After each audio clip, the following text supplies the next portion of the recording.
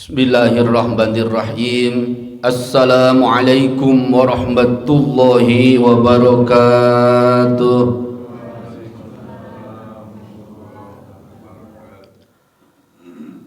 Alhamdulillahillazi an'ama alaina bi anwa'in ni'ami wa lataifil ihsan wa faddalana ala sa'iri khalqihi bi ta'limil ilmi wal bayan.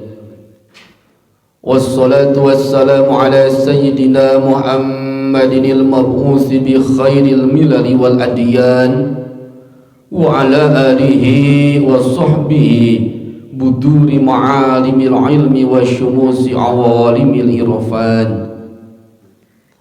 Amma ba'd, faya ibadallah, usi nafsi wa iyyakum bitaqwallah, faqad fazal muttaqun.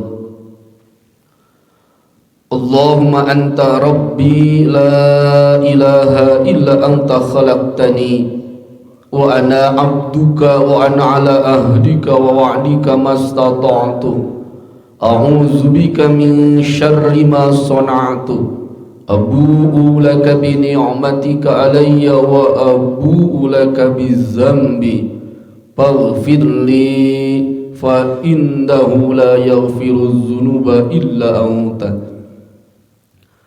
Kalamun qadimun la yumallu sima'uhu, tanazzaha an qawli wa fi'li wa niyatin, bihi nashtafi min kulli da'i wa nuruhu dalilun li qulubina hina jahlina wa hayratina.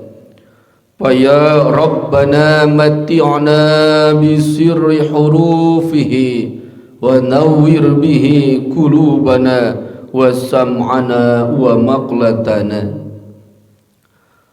Hadratul kiram wal muhtaram, seluruh jamaah pengajian Masjid Jami Uswatun Hasanah yang dimuliakan Allah, puji dan syukur kita panjatkan kehadirat Allah Subhanahu wa ta'ala.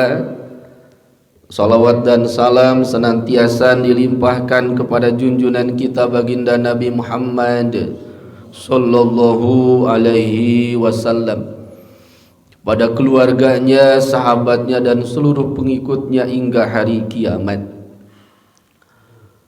Bapak dan Ibu yang dirahmati Allah, akan sama-sama kita lanjutkan kajian tafsir Al-Quran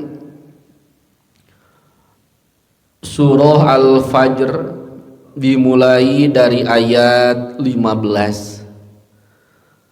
Tentunya sebelum saya sampaikan tafsir daripada Al-Quran Surah Al-Fajr, yang mana tafsir ini saya ambil dari tafsir Hadaiqur Rawh wa Rayyan dari Shahifah halaman 418 jilid yang ke-31. Kepada seluruh jamaah yang hadir khususnya, tentunya apabila nanti ada penyampaian yang tidak sesuai dengan tafsirannya, tidak sesuai dengan penjelasannya, mohon untuk diingatkan. A'udzu billahi samiil alim minasy syaithanir rajim. Bismillahirrahmanirrahim. Fa ammal insanu idza mabtalahu rabbuhu fa akramahu wa na'amahu fa yaqulu rabbi akraman.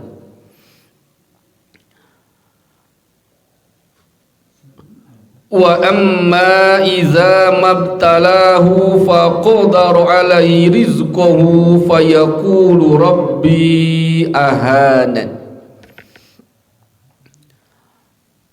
Fa ammal insanu, dan ketika manusia, idza mabtalahu rabbuhu, ketika Allah berikan ujian, fa'akramahu, lalu Allah memuliakannya, wa na'amahu, Allah memberikan nikmat kepadanya, fayaqulu rabbi akraman, maka manusia tersebut berkata, Tuhanku telah memuliakanku.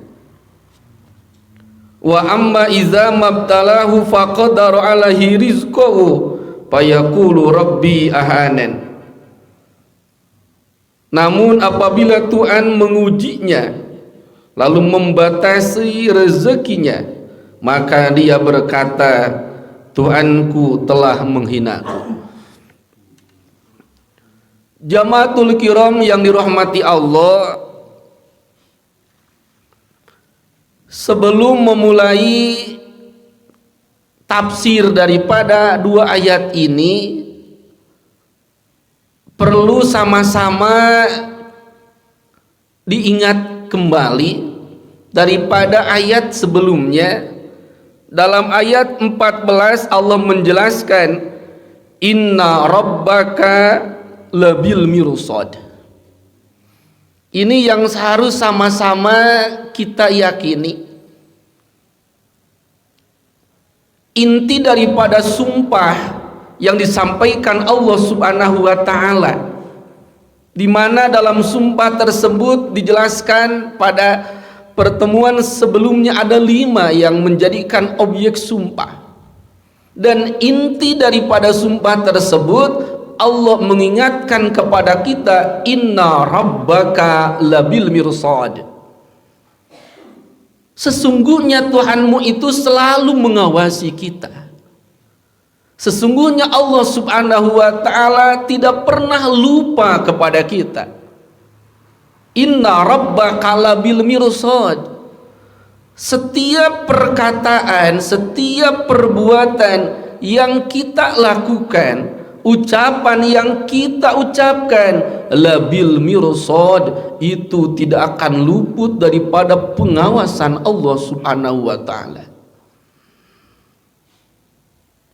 Ini harus sama-sama diyakini agar setiap amal yang kita kerjakan selalu ikhlas kepada Allah, tanpa menginginkan pujian daripada orang lain. Karena mereka yang menghina kita, mereka yang memuji kita, itu tidak ada apa-apanya.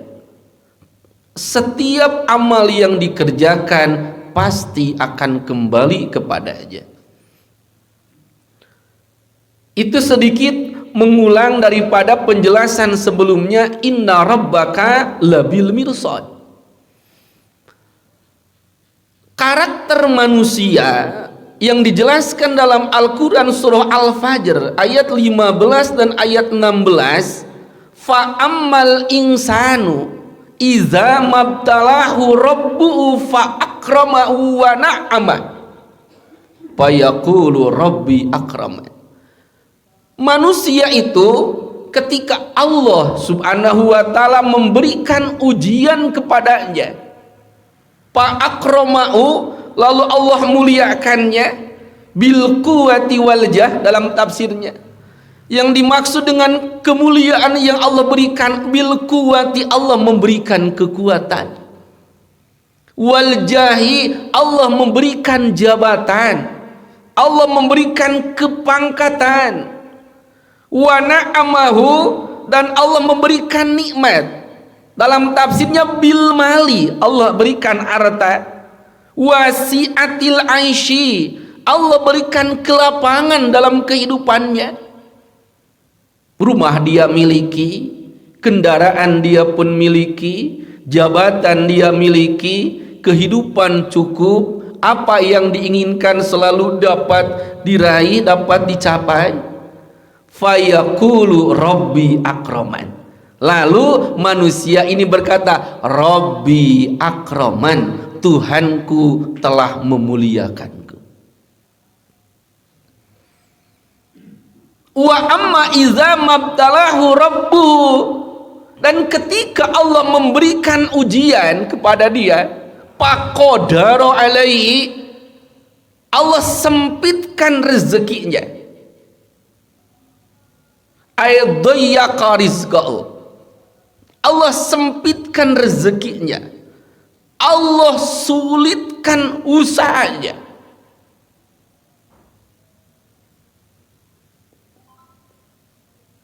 Fayaqulu rabbi ahanan, dia berkata, Rabbi ahanan, Tuhanku telah menghinakanku.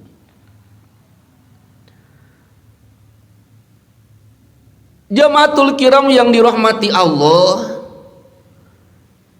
yang menjadi pola pikir dan pandangan manusia berdasarkan dua ayat ini, bahwasanya kemuliaan dan juga kehinaan itu didasarkan daripada harta, tahta, dan jabatan. Sementara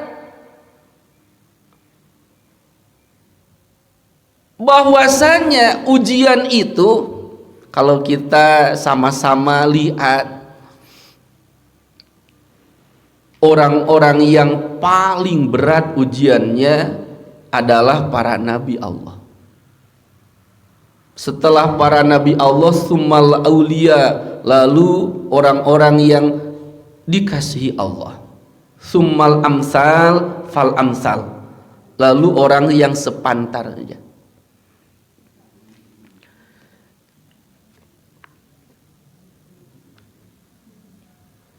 Wa an Abi Hurairah, disampaikan oleh sahabat Abi Hurairah radhiyallahu anhu qala, laqad ra'aitu sab'ina min ashabis sufah.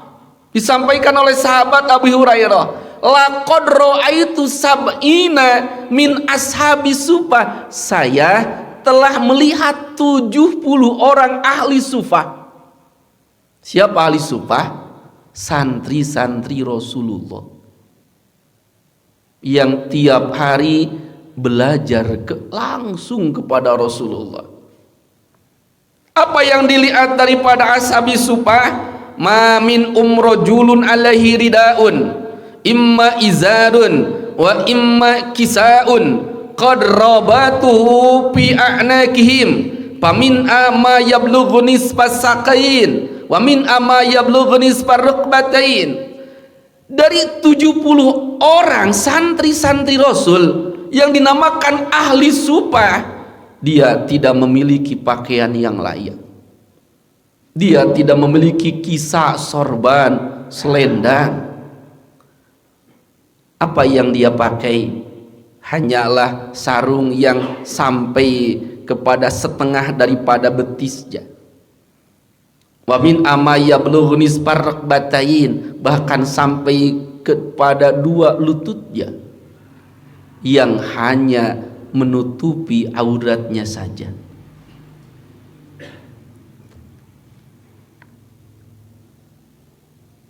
Fata'ammal ya akhi, hal takunu ahadi ihanatan li khawasilah.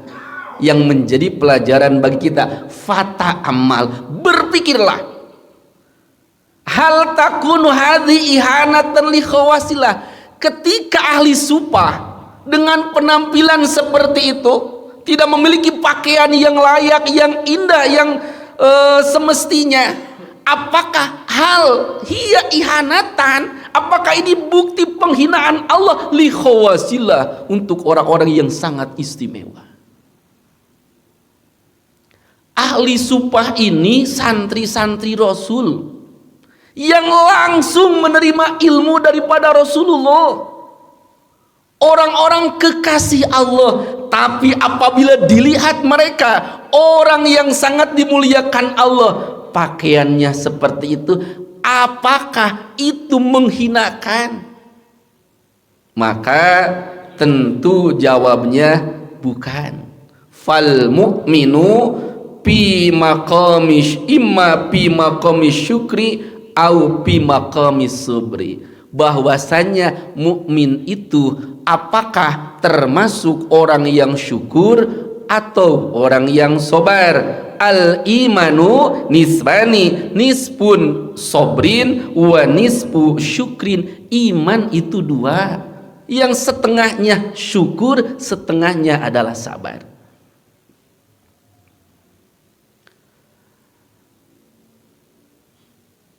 Yang dimaksud dengan dua ayat ini, wal makna daripada dua ayat ini saya sampaikan dalam tafsirnya. Wa in ra'al insan anna rizqahu la yat illa biqadar donna anna zalika i'anatun minallah. Bahwasanya manusia ketika Allah sempitkan rizkinya, ketika Allah susahkan kehidupannya, dia mengira itu adalah kehinaan yang Allah berikan. Ini adalah sifat-sifat orang-orang kafir. La yu'minu bil ba'si, mereka tidak percaya tentang ba'as. Li'annahu la karamata indahu illa dunya, karena bagi orang-orang kafir la karamata illa dunya, tidak ada kemuliaan kecuali dunia. Wa tawassufi matai'a wala ihanata indahu illa fauqa, tidak ada bentuk kehinaan bagi mereka orang-orang kafir kecuali apabila kehidupan dunianya disempitkan oleh Allah Subhanahu wa taala. Wa amal mukmin, dan bagi orang yang beriman, fal karamatu inda'u ayyukrimahullahu bi ta'atihi wa yuwaffiqu li amalil akhirah. Orang-orang yang beriman adalah fal karamatu, kemuliaan. Menurut orang-orang yang beriman adalah ketika Allah Subhanahu wa taala memuliakannya dengan bisa melaksanakan taat kepada Allah. Wa yuwaffiqu li amalil akhirah, dan Allah berikan taufik untuk beramal akhirah.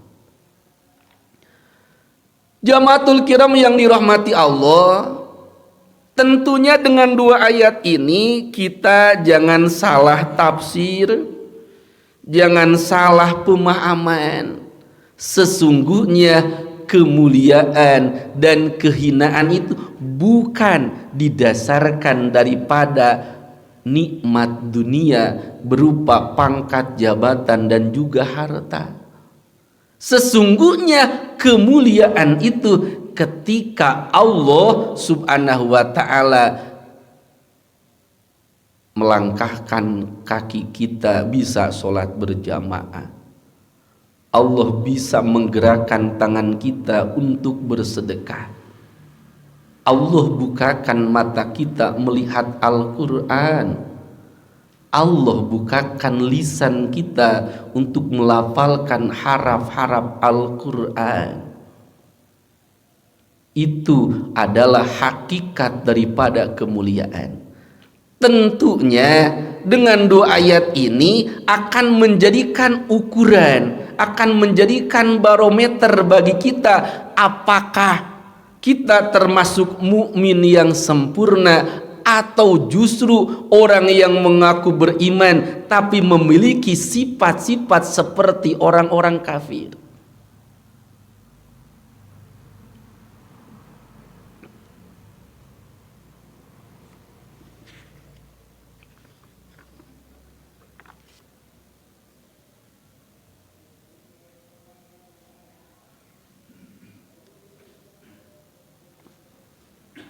Karena urusan dunia ini sudah ditentukan oleh Allah Subhanahu wa taala. La ya'ti illa biqadar. Tidak ada sesuatu yang datang illa biqadar, kecuali sudah ditentukan oleh Allah Subhanahu wa taala. Kalaulah dunia ini merupakan bentuk kemuliaan, ingatlah sebagian daripada doa baginda Rasul Muhammad sallallahu alaihi wasallam, kana yad'u bi rabbah min qali Allahumma ahyini miskinan wa amitni miskinan wahsyurni fi zumratil masakin. Ini doa Rasul. Saya bacakan sekali lagi. Allahumma ahyini miskinan wa amitni miskinan wahsyurni fi zumratil masakin. Allahumma ya Allah, ahyini miskinan, hidupkanlah aku menjadi orang yang miskin. Wa amitni miskinan, wafatkanlah aku dalam keadaan miskin. Wahsyurni fi zumratil masakin, kumpulkanlah aku beserta kelompok orang-orang miskin. Kita semua sepakat. Apa yang kita sepakati? Kalau kita bertanya siapakah orang miskin, tentu jawaban kita orang yang tidak diberikan harta yang lebih, rumah tidak punya, apalagi kendaraan, harta pun dia tidak punya, itu orang miskin. Sesuai aturan agama dan juga pandangan adat kita seperti itu. Baginda Rasul, kekasih Allah, makhluk Allah yang paling mulia, kalaulah harta merupakan kemuliaan, tentu dalam doanya tidak akan memohon menjadi orang yang miskin. Jadi sekali lagi, dalam dua ayat ini kita diingatkan oleh Allah Subhanahu wa taala, jangan salah mengukur bentuk kemuliaan, jangan salah mengukur bentuk kehinaan, karena sesungguhnya kemuliaan dan kehinaan itu semuanya merupakan ujian daripada Allah Subhanahu wa taala. Kalaulah kehinaan bentuk kemuliaan, tidak mungkin Allah berikan ujian yang teramat berat kepada kekasih Allah Subhanahu wa taala. Bahkan dalam hadis disampaikan, wa annad dunya bi asri'a la ta'dilu indallah janaha ba'udatin walau kanat ta'dilu janaha ba'udatin ma saqal kafiru min syurbata ma'in. Wa annad dunya bi asri'a, sesungguhnya dunia beserta seluruh isinya, la ta'dilu indallah janaha ba'id, ini tidak sebanding di hadapan Allah dengan hanya sayap nyamuk saja. Walau kanat, seandainya dunia ini memiliki nilai yang besar, walaupun hanya ukuran sayap nyamuk saja, masakal kafiru syurbata ma'in, orang-orang kafir tidak akan Allah berikan walaupun hanya seteguk air minum. Walaupun pada kenyataannya saat ini jamaatul kiram yang dirahmati Allah, mereka yang tidak Allah berikan hidayah dan taufik tentang iman Islam, hartanya tentu lebih banyak daripada orang-orang yang beriman. Oleh karena itu, kita kuatkan kembali iman kita, kita kuatkan kembali Islam kita, bahwasanya kemuliaan itu tidak disandarkan pada bentuk dunia, tapi kemuliaan itu ketika Allah berikan hidayah, Allah berikan taufik kepada kita, bisa taat kepada Allah Subhanahu wa taala. Itu adalah sedikit tafsir yang disampaikan dalam surah Al-Fajr ayat 15 dan ayat 16. Kalla balla tukrimunal yatim sesekali tidak. Bahkan kamu tidak memuliakan anak yatim. Wala ta'adduna ala ta'amil miskin, dan kamu tidak saling mengajak memberi makan orang miskin. Wa ta'kuluna turasa aklan lamma, sedangkan kamu memakan harta warisan dengan cara mencampurkan yang halal dan yang haram. Wa tuhibbunal mala hubban jamma, dan kamu mencintai harta dengan kecintaan yang berlebihan. Kalla balla tukrimunal yatim. Ketika mereka merasa, mohon maaf, mereka di sini orang-orang kafir, ketika mereka menganggap bahwasannya kemuliaan itu adalah dengan diberikan harta yang melimpah, bahwasanya mereka beranggapan kemuliaan itu diberikan dengan jabatan yang tinggi. Kalaulah seperti itu, balla tukrimunal yatim, kok mereka tidak bisa memuliakan anak-anak yatim?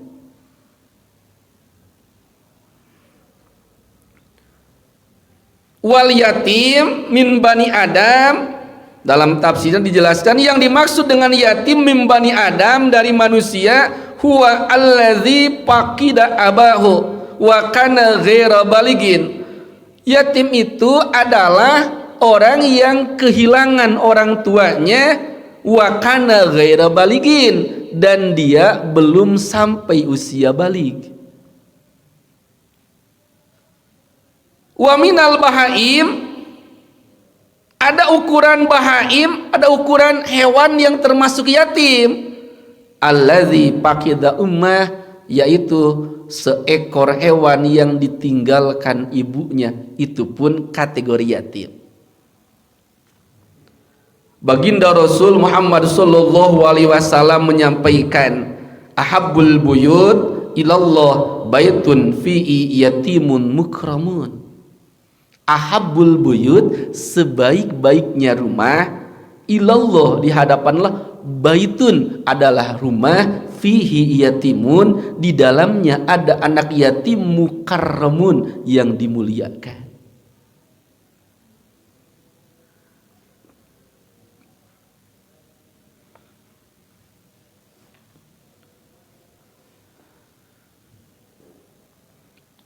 Ketika mereka beranggapan harta itu sebuah kemuliaan, harta itu adalah sebuah hal yang istimewa di pandangan mereka, kenapa dengan harta tersebut tidak bisa memuliakan yatim? Padahal yatim itu adalah orang-orang yang sangat istimewa di hadapan Allah Subhanahu wa ta'ala. Bahkan dalam tafsir Ibnu Katsir ada sebuah hadis yang menyampaikan bahwasanya disampaikan baginda Rasul, saya beserta orang-orang yang bertanggung jawab dengan anak-anak yatim fil jannah kahatain, nanti di surganya seperti ini. Apa seperti ini? Baginda Rasul menggambarkan jari tengah dan jari telunjuknya, berarti saling berdekatan. Begitu istimewa kafilul yatim, orang-orang yang memuliakan anak-anak yatim.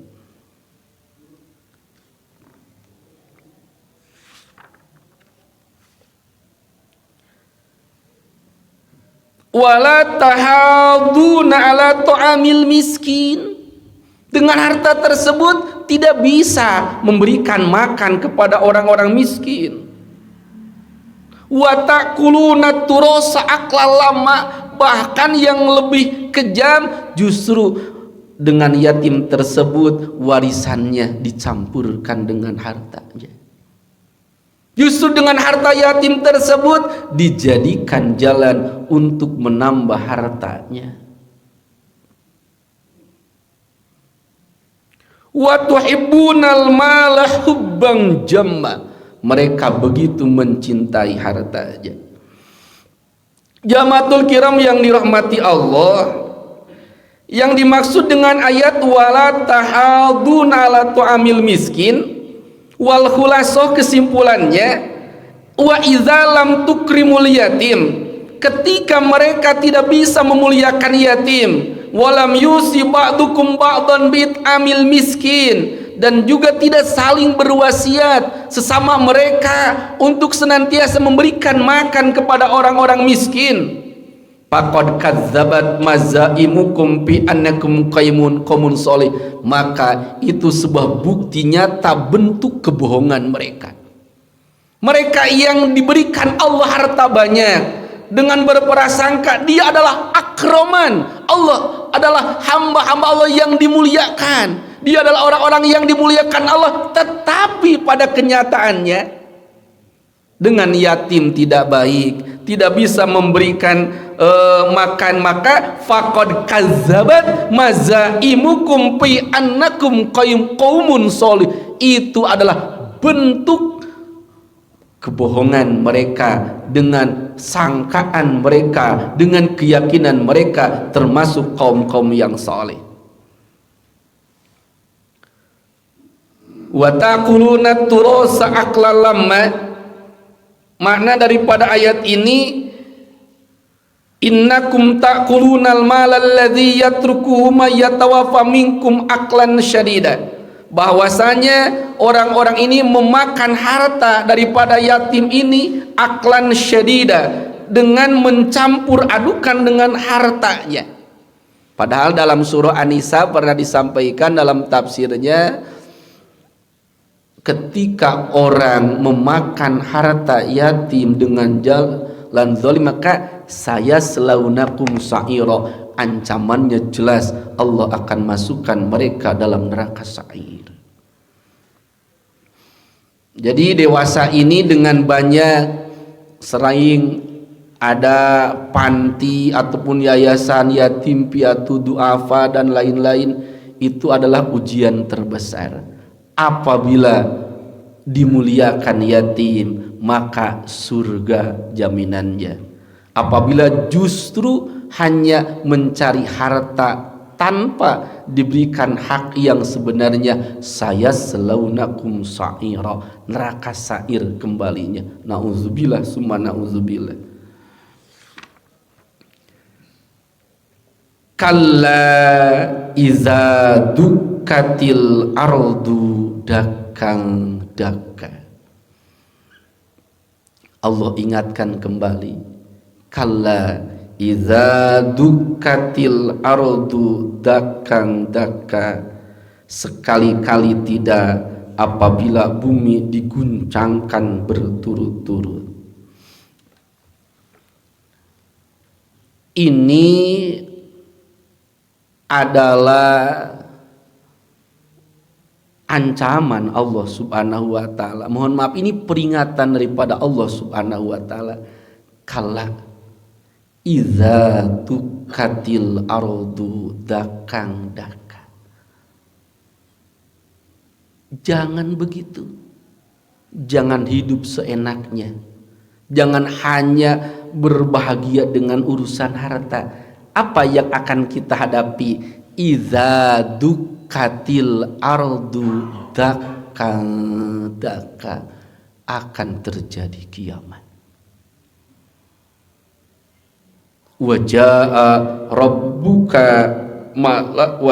rabbuka wal malaku soffan soffan. Urusan kiamat ini pernah sama-sama kita telaah dalam surah Az-Zalzalah. Jadi untuk ayat kalla iza dukkatil ardu dakang daka, saya akan tidak tambahkan, tidak akan perjelas kembali tafsirannya. Yang pasti bumi ini akan dihancurkan. Bumi ini zulzilatil ardu, akan dihancurkan sehancur-hancurnya. Itu adalah kiamat. Waja'a rabbuka wal malaku soffan soffan. Waja'a rabbuka, dan datanglah Tuhanmu dan malaikat berbaris-baris. Jamaatul kiram yang dirahmati Allah, untuk ayat ini akan mungkin saya tambahkan penjelasannya. Kalau Bapak dan Ibu yang lihat handphone ataupun baca Al-Quran, saya ulang lagi kalimatnya. Waja'a rabbuka. Waja'a dan datang rabbuka Tuhanmu. Silakan sama-sama berpikir. Kalau datang, kalau bahasanya datang, maka akan ada wujud, akan ada bentuknya. Tiba-tiba ke rumah ada yang mengetuk pintu, ketika dibuka, oh ternyata datang orang tua kita, kelihatan wujudnya. Makanya berkaitan dengan ayat ini jangan salah menafsirkan. Kalau Bapak dan Ibu hanya baca terjemahnya saja, ini akan menjadikan hal yang merusak akidah kita. Waja'a rabbuka, datang Tuhanmu. Lalu ada pemikiran kita, oh berarti Allah itu ada wujudnya. Seperti tadi kita buka pintu, ternyata di pintu kita ada orang tua kita. Ada seseorang dari luar masuk ke dalam masjid, kelihatan orang tersebut, itulah waja'a. Sementara yang menjadi fa'il di sini waja'a rabbuka, datang Tuhanmu. Nah, makanya dalam ayat ini termasuk ayat mutasyabihat.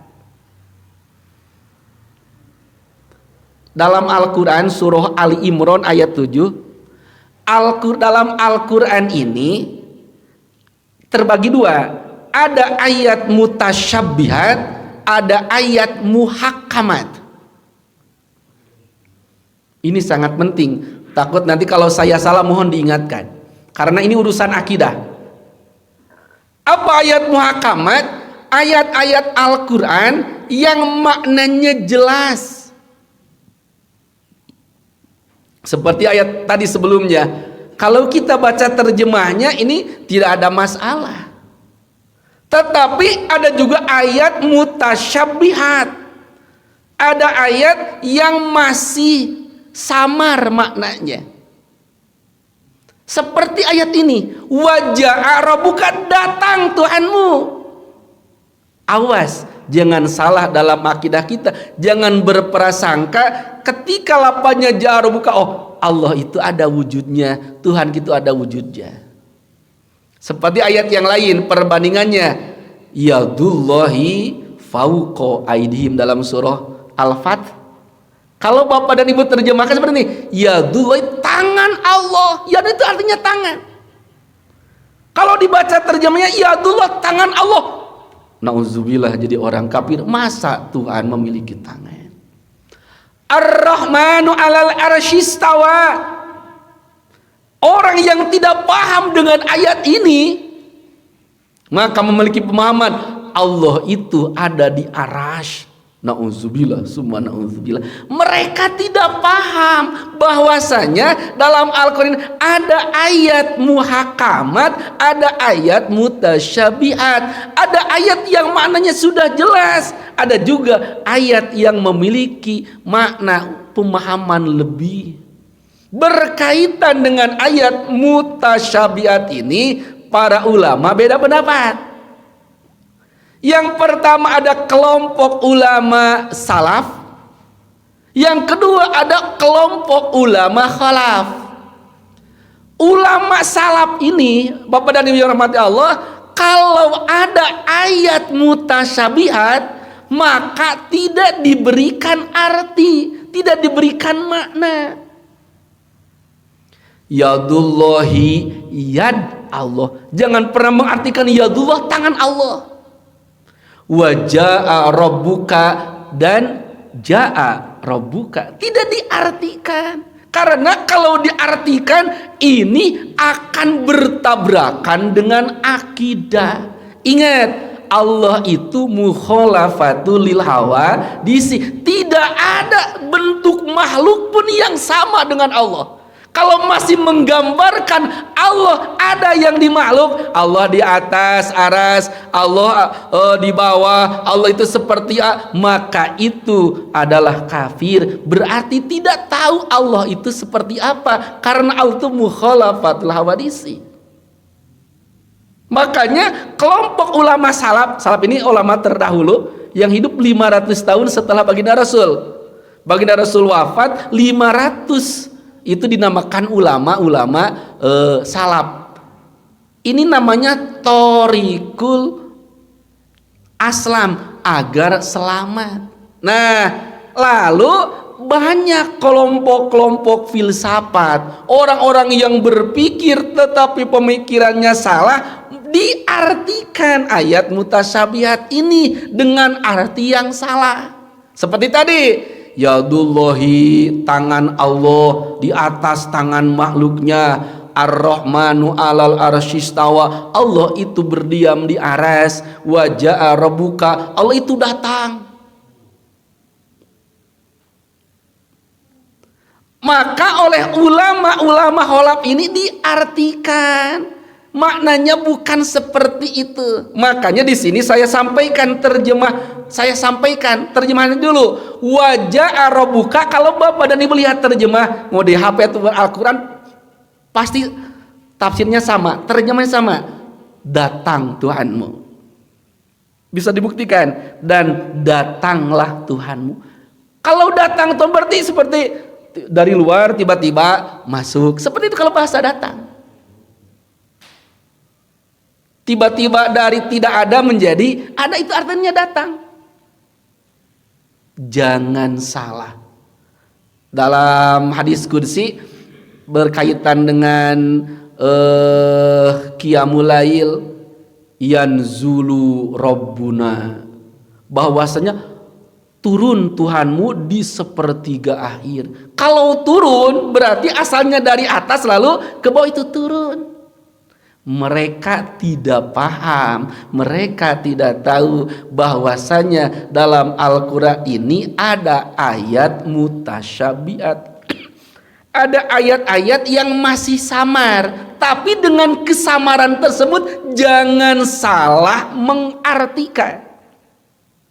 Dengan ayat ini waja'a rabbuka, datang Tuhanmu, bukan seperti kita dari tidak ada menjadi ada, dari luar ke dalam, bukan seperti itu. Makanya perlu tafsiran yang benar, perlu penjelasan yang sesuai agar tidak merusak akidah kita. Ini dalam nanti surah Ali Imran ayat 7. Kalau Bapak dan Ibu penasaran berkaitan dengan Al-Quran, ada ayat mutasyabihat, ada ayat muhakamat, dan juga nanti ada ulama kholaf, ulama salaf. Itu bisa sama-sama ditelaah dalam surah Ali Imran ayat 7. Yang dimaksud dengan ayat ini disampaikan, ini tafsir Ibnu Abbas. Wa an ibni Abbasin radhiyallahu anhuma, agar jangan salah memaknai ayat ini. Ja'a amruhu wa qada'uhu. Yang dimaksud ja'a rabbuka, datang Tuhanmu, bukan Allah yang berwujud, bukan Tuhan kita memiliki bentuk, tapi wa ja'a amruhu wa qada'uhu, telah datang perintah Allah, waja'a qadu, dan juga telah datang ketentuan Allah subhanahu wa ta'ala. Ini tafsir Ibnu Abbas. Wa qala An-Nasafi, menurut Imam An-Nasafi, yang dimaksud waja'a rabbuka tamsilun lidzuhuri ayatik tidari. Ini adalah sebuah tamsil, sebuah perumpamaan tentang kemahabesaran Allah, tentang ayat-ayat kemahabesaran Allah, tentang tanda-tanda kekuasaan Allah. Wa tabinu asari qahrihi wasaltonihi, dan menjelaskan tentang kesultanan Allah, tentang kekuasaan Allah.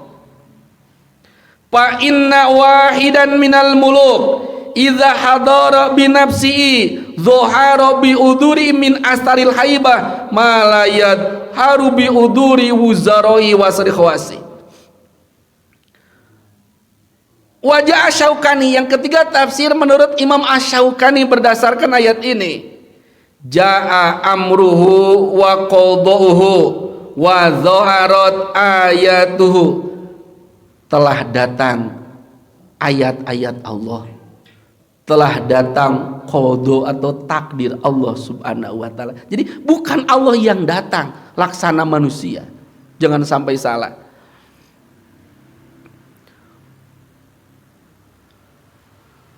Wa ja'a rabbuka wal malaku, dan malaikat sofan sofa, malaikat itu datang sofan sofa, berbaris.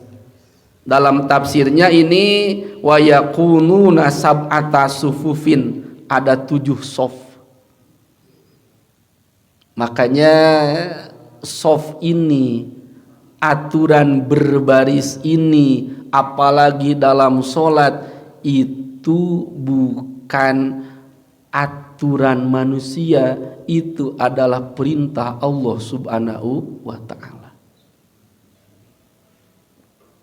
Makanya dalam Al-Quran ada nama surah As-Saff. As-Saff itu artinya barisan.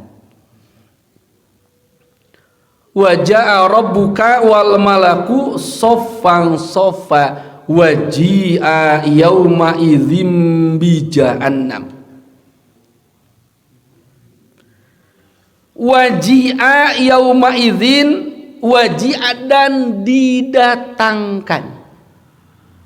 Ji'a ini kalau Bapak dan Ibu sama-sama telaah dalam ilmu lughatil arabiyah, ini mabni maf'ul. Ada makan, ada dimakan. Kalau ja'a datang, kalau waji'a didatangkan. Waji'a yauma idzim bi jahannam. Yauma idzin, nanti ketika iza dukatil ardu dakang daka, ketika terjadi kiamat, ketika kita dikumpulkan di hadapan Allah subhanahu wa ta'ala di suatu tempat namanya mahsyar, tempat kumpul seluruh umat manusia, waji'a yauma idzin bi jahannam. Jahannam ini akan didatangkan. Apa yang dimaksud dengan waji'a yauma idzin bi jahannam? Wa akhraja Muslimun wa Tirmidzi wa Ibnu Jarir wa Ibnul Mundhir wa Ibnu Abi Hatim wa Ibnu Marduwi an Ibnu Mas'udin. Diriwayatkan oleh Imam Muslim. Biar kita lebih yakin, ini berkaitan dengan waji'a yaumidzin bi jahannam. Jahannam itu ada, jahannam itu nyata. Apa itu jahannam? Diriwayatkan oleh Imam Muslim, Imam Tirmidzi, Ibnu Jarir, Ibnu Mundhir, an Ibnu Mas'udin, diterima dari Ibnu Mas'ud radhiyallahu anhu qala Rasulullah sallallahu alaihi wasallam, yu'ta bi jahannama yauma idzin laha sab'una alfi zimamin ma'a kulli zimamin sab'una alfi malakin yajurruna hatta tunsaba an yasaril arsy laha taghayyudu wazzafir fala yabqa malakun muqarrabun wala nabiyyun mursalun illa ja'a li rukbatayhi yaqulu ya rabbi nafsi nafsi illa nabiyya sallallahu alaihi wasallam fayaqulu ummati ummati. Ini saya bacakan hadisnya. Yu'ta bi jahannama yauma idzin. Masih ada waktu? Iya. Yu'ta bi jahannama yauma idzin, akan didatangkan jahannam nanti pada hari kiamat. Mudah-mudahan ini bukan menakuti, minimal ada getaran dalam hati kita. Jahannam itu nyata. Yu'ta bi jahannam laha sab'una alfi zimamin. Dalam jahannam ini, kalau mohon maaf kalau salah, jahannam ini termasuk neraka yang paling ringan. Laha sab'una alfi zimamin. Jahanam ini nanti akan ada sab'una alfi zimamin, ada 70 kendali. Ma'a kulli zimamin sab'una alfi malakin. Dari setiap kendali ini akan ada 70.000 malaikat. Ada neraka jahanam. Dari neraka jahanam ini ada sab'una alfi zimamin, 70.000 kendali zimam. Ma'akuli zimamin sab'una alfi malakin. Dari setiap kendali ada 70.000 malaikat. Ya juruna. Malaikat ini yang jumlahnya dari setiap kendali 70.000, kalau dikalikan 70.000 lagi ya juruna hatta tunsab an yasaril arsy, akan menarik kita, menarik manusia dengan kendali tersebut. Tidak ada yang bisa lepas, semuanya manusia akan ditarik oleh malaikat. Kemana kita dikumpulkan? Aniyasaril arsy, nanti akan ada dalam aras sebelah kiri. Laha taghayudu wa zafir, akan ada suara yang teramat keras, ada situasi yang sangat menakutkan. Fala yabqa malakun muqarrabun, tidak ada seorang malaikat, wala nabiyyun mursalun, tidak ada seorang nabi yang diutus Allah, illa ja'a lirukbatai, kecuali semuanya dia duduk dengan lirukbatai, dengan dua lututnya, yaqulu ya rabbi nafsi nafsi, ya Allah selamatkanlah aku, selamatkanlah aku. Ilan nabiyya, kecuali baginda Nabi Muhammad sallallahu alaihi wasallam, fayaqulu ummati ummati. Allahu akbar. Kita akan dihadapkan dalam situasi yang teramat sangat menakutkan. Malaikat saja yang merupakan abdun muqarrabun, hamba kekasih Allah, la ya'sunallaha ma amar wa yaf'aluna ma yu'marun, tidak pernah berbuat dosa, yang selalu melaksanakan apa yang Allah perintahkan. Wala nabiyyun mursalun, tidak ada seorang nabi yang merupakan kekasih Allah. Saat itu yang dia ingat, nafsi nafsi, selamatkanlah aku. Ini sebagai bentuk situasi yang sangat-sangat menakutkan, tidak ingat yang lain. Di saat kondisi tersebut, ilan nabi, kecuali nabi kita, junjungan kita, yang disampaikan ummati ummati, selamatkanlah umatku, selamatkanlah umatku. Ini adalah anugerah terbesar bagi kita sebagai umat Nabi. Dalam kondisi tersebut baginda selalu ingat kepada kita. Makanya kalaulah kita tidak menjadi hamba Allah, menjadi umatnya yang bermahabbah, mencintainya, ketika hal tersebut, apakah layak kita termasuk umat yang diselamatkan oleh baginda Nabi Muhammad sallallahu alaihi wasallam? Waji'a yaumidzin bi jahannama yauma idzi yatazakkarul insanu wa anna lahu dzikr. Bagaimana sikap kita dalam kondisi tersebut? Ayat ini jelaskan yatazakkarul insanu wa anna lahu dzikr. Insyaallah untuk ayat ini sama-sama akan kita telaah dalam pertemuan selanjutnya. Mudah-mudahan kita diberikan kesehatan, umur yang panjang, bisa sama-sama menelaah tentang tafsir ini. Jamaatul kiram yang dirahmati Allah, di akhir kita sama-sama berdoa kepada Allah Subhanahu wa taala. Yang pertama, kita memohon kepada Allah diberikan kesehatan, sehat zahir kita, sehat batin kita, dan juga keluarga kita Mudah-mudahan diberikan kelancaran putra putri kita, zuriyah kita, mudah-mudahan Allah jadikan hamba-hamba Allah yang solih dan solihan. Segala hajat kita, apapun keinginan kita berkaitan dengan urusan dunia, kita mohonkan kepada Allah. Mudah-mudahan segala hajat kita diijabah, dikabul Allah subhanahu wa ta'ala. Dan juga yang paling utama, selalu kita panjatkan dalam doa kita, kapanpun Allah menjemput kita, menjemput ajal kita, mudah-mudahan Allah wafatkan kita dalam keadaan iman dan Islam. Yang saat ini sedang sakit, mungkin ada sebagian jamaah ataupun tetangga keluarga kita di komplek Blok N ini yang sakit, kita mohonkan kepada Allah, keluarga kita, sahabat kita, tetangga kita yang dalam keadaan sakit, mudah-mudahan Allah segera ambil penyakitnya, Allah ganti dengan kesehatan seperti sedia kala.